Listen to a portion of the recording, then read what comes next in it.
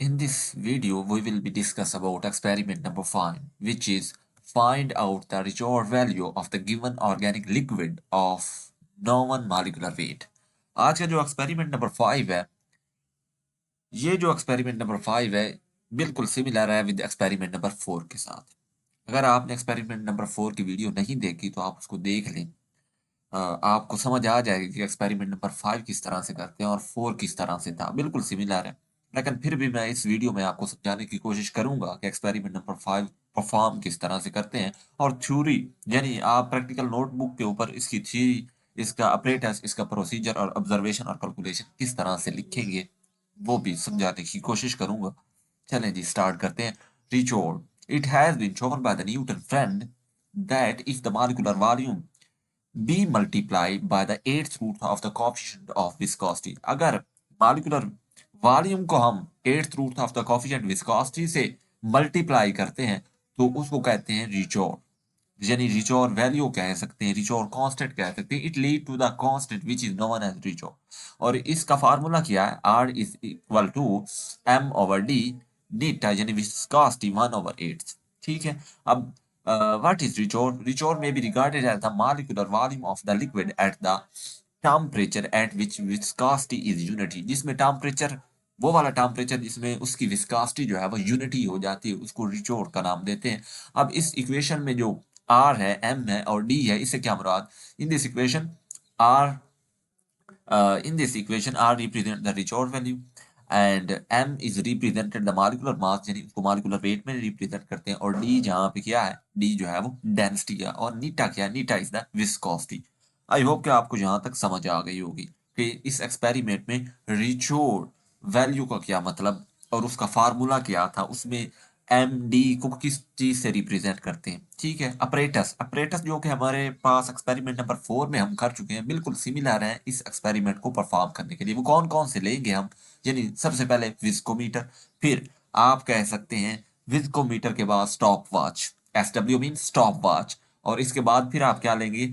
Specific gravity बोतल, इसके बाद आप रबर ट्यूब लेंगे। ये एक्सपेरिमेंट करने के लिए कुछ अपरेटस हैं जो आपने लेने हैं, यानी इश्यू करवाना है केमिस्ट्री लैब में। ठीक है। एक्सपेरिमेंट अपरेटस की समझ आ गई। अब हम डिस्कस करते हैं प्रोसीजर।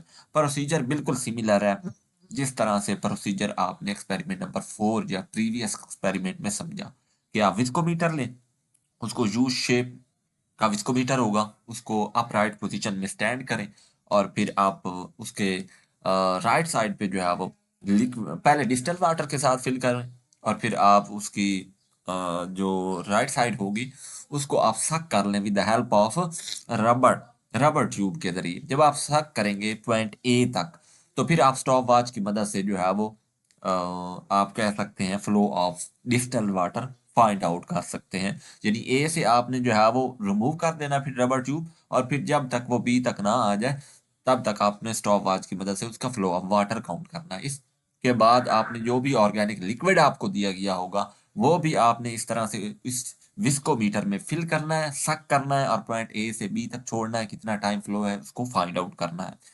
तो देखें जी, procedure determine the viscosity of the given organic liquid in the similar way as done in the previous experiment, then calculate the rheochor value of the liquid. ठीक है। अच्छा, इसके बाद हमने स्टार्ट करनी है ऑब्जर्वेशन एंड इट्स कैलकुलेशन। देखिए जी, observation और इट्स कैलकुलेशन किया है वो एक्सपेरिमेंट नंबर 4 से थोड़ी सी डिफरेंट है, लेकिन प्रोसीजर और इसका अपरेटस बिल्कुल सिमिलर है, और इस पर एक्सपेरिमेंट को परफॉर्म करना भी बिल्कुल सिमिलर है। अब देखें जी, आप रूम टेम्परेचर कितना है वो सेंटीग्रेड में आप लिखेंगे, जो भी आपका रूम टेम्परेचर है। अच्छा, अगर आप रूम टेम्परेचर गूगल से निकालें तब भी ठीक है। ठीक है, अगर नहीं निकाल सकते तो फिर आपने क्या करना है, केमिस्ट्री लैब में आपने वाटर लेना जो भी होगा, और उसमें आपने थर्मामीटर डाल देना, तो आपको रूम टेम्परेचर का पता चल जाएगा। ठीक है।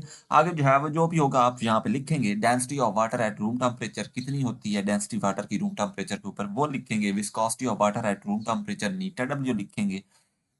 वेट ऑफ इम्पटी यानी स्पेसिफिक ग्रेविटी बोतल, आप फिजिकल बैलेंस के ऊपर स्पेसिफिक ग्रेविटी बोतल जो होगी उसका इम्पट्टी वेट करेंगे, उसको W1 ग्राम से रिप्रेजेंट करते हैं। फिर उस स्पेसिफिक ग्रेविटी बोतल को फिल करना विद डिस्टिल्ड वाटर के साथ, उसको W2 ग्राम वेट आ जाएगा, उसको लिखें। फिर number 3, weight of specific gravity bottle और प्लस लिक्विड का वेट करना है। जो भी आप फाइंड आउट करना चाह रहे हैं तो उसको आ जाएगा W3 ग्राम। तो अब वेट ऑफ वाटर फाइनल क्या होगा, यानी W2 और W1, इसका जो डिफरेंस आएगा वो वेट ऑफ वाटर होगा।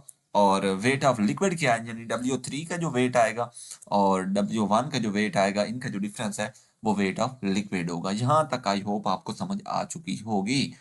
आगे चलते हैं हम। डेंसिटी ऑफ गिवन लिक्विड का फार्मूला क्या है, D is equal to W3, यानी वेट 3 माइनस वेट 1 और divided by the weight 2 minus weight 1 multiply DW, यानी डेंसिटी ऑफ वाटर। अच्छा, ये तो फार्मूला आपने लगाना है लिक्विड की डेंसिटी को फाइंड आउट करने का। पहले आपने time flow of water second में किस तरह से मालूम करना है, यानी आप इसको मीटर की मदद से 3 रीडिंग ले लेंगे जो यहाँ पे पुट करनी है आपने, और जो है वो पुट करने के बाद फिर आपने यानी इनका मीन ले लेना है, यानी फ्लो ऑफ वाटर जो सेकंड होगा उसको मीन ले लेना है, यानी 3 रीडिंग आ जाएंगी, ऊपर 3 रीडिंग आ जाएंगी, उसको जमा कर लें और जितनी भी रीडिंग है यानी 3 है तो उससे 3 से डिवाइड कर लें, जो भी एवरेज आ जाएगी तो यहाँ पे इसका मीन आ जाएगा। इस तरह से time flow of the given liquid in second, 3 reading ले लें इसकी लिक्विड की, फिर आपने उसको 3 पे डिवाइड कर देना है सम करके, तो जो भी आपके पास वैल्यू आ जाएगी वो मीन होगा, यानी time of flow of the given liquid in second. तो फिर आपने विस्कोसिटी ऑफ लिक्विड यानी नीटा एल, यानी विस्कोसिटी ऑफ लिक्विड किस तरह से फाइंड करेंगे, डी यानी time flow of liquid divided by the dt, यानी डेंसिटी ऑफ वाटर, और time flow of water multiply जो है वो विस्कोसिटी ऑफ वाटर आ जाएगा। और मॉलिक्यूलर मास ऑफ लिक्विड को हम m से रिप्रेजेंट करते हैं। To calculate the rheochor value apply the formula, ये रिचोर फार्मूला आप अप्लाई करेंगे इसके ऊपर, तो वो है क्या, जिस तरह से हम पहले डिस्कस कर चुके हैं, तो वो है R is equal to m over W नीटा 1/8। तो m is the molecular weight of liquid है, ये आप पुट करें। D डेंसिटी ऑफ लिक्विड जो आपने फाइंड आउट की है इसको पुट करें, और n यानी eta is the viscosity of liquid है, इसको पुट करें, तो आपके पास rheochor can be find out, rheochor की आपकी वैल्यू फाइंड आउट कर सकते हैं। और प्रिकॉशन ये थी कि विस्कोमीटर को आप पहले डिस्टल वाटर के साथ जो है वो वॉश करें, ड्राई करें, और फिर इस एक्सपेरिमेंट को कैरिड आउट करने के लिए रूम टेम्परेचर कंट्रोल करना लाजमी है। और भी बहुत सारी प्रिकॉशन थी जो कि हमने प्रीवियस यानी एक्सपेरिमेंट नंबर सेम में डिस्कस की थी, same as in experiment number 4। I hope कि आपको इस एक्सपेरिमेंट की समझ आ गई होगी। फिर भी अगर नहीं आई तो आप कमेंट बॉक्स में कमेंट करके पूछ सकते हैं। और अगर किसी फिजिकल केमिस्ट्री के रिलेटेड कोई भी आपको एक्सपेरिमेंट किसी भी टाइटल के ऊपर चाहिए जिसकी समझ नहीं आ रही आपको करने के लिए, तो आप कमेंट कर सकते हैं, मैं उसके ऊपर वीडियो बना दूंगा। ठीक है, मिलते हैं नेक्स्ट वीडियो के साथ।